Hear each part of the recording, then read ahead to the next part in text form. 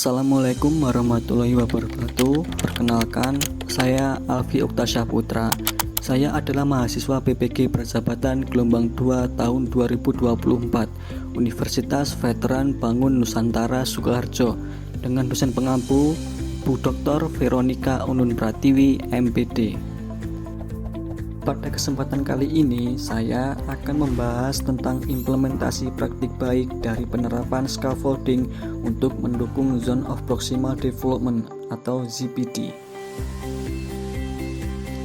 Untuk mengawali pembahasan kali ini, saya akan menjelaskan apa itu Zone of Proximal Development atau ZPD. Zone of Proximal Development atau ZPD adalah sebuah konsep dalam teori pembelajaran dan perkembangan anak yang diperkenalkan oleh seorang psikolog asal Rusia pada abad ke-20 yang bernama Lev Vygotsky. Zone of Proximal Development adalah jarak antara kemampuan aktual individu dan potensi maksimal yang dapat dicapai melalui bimbingan atau bantuan dari orang lain yang lebih ahli atau berpengalaman. Di dalam konsep ZPD dijelaskan bahwa seorang individu itu memiliki kemampuan aktual dan kemampuan potensial. Kemampuan aktual adalah tingkat kemampuan individu yang dapat dicapai tanpa bantuan orang lain, sedangkan kemampuan potensial adalah tingkat kemampuan maksimal individu yang dapat dicapai dengan bantuan dari orang lain yang lebih ahli atau berpengalaman.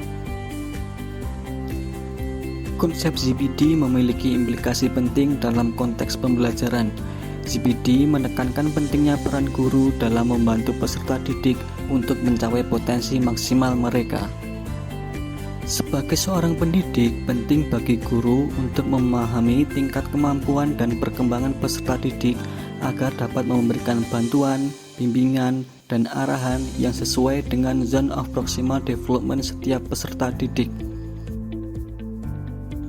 Adapun bantuan, bimbingan, dan arahan itulah yang dinamakan scaffolding. Lalu, apa yang dimaksud dengan scaffolding? Scaffolding adalah upaya atau usaha yang diberikan oleh guru kepada peserta didik dalam bentuk bantuan, bimbingan, dan arahan secara terstruktur dan berjenjang sesuai dengan ZPD untuk mencapai kemandirian. Implementasi scaffolding pada Zone of Proximal Development kelas 6 SD Negeri 2 Pondok, mata pelajaran IPAS, materi Sistem Tata Surya. Dalam proses pembelajaran terdapat dua permasalahan yang menjadi fokus utama, yaitu yang pertama, gaya belajar peserta didik yang cenderung ke arah audiovisual. Yang kedua, peserta didik kurang mampu memahami soal dan maksud dari tugas yang diberikan. Scaffolding yang dilakukan untuk masalah yang pertama adalah guru menggunakan media pembelajaran berupa video tentang sistem tata surya yang memuat rangkuman materi yang telah dijelaskan. Sedangkan untuk masalah yang kedua, guru memberikan bantuan dengan mencantumkan instruksi kerja pada LKPD. Guru juga memberikan penjelasan apabila ada peserta didik yang masih kurang paham.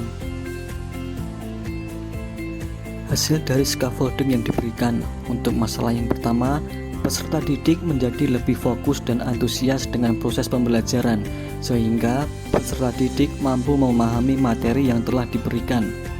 Untuk masalah yang kedua, dengan pemberian instruksi kerja pada LKPD membantu peserta didik dalam memahami maksud dari soal dan tugas yang diberikan.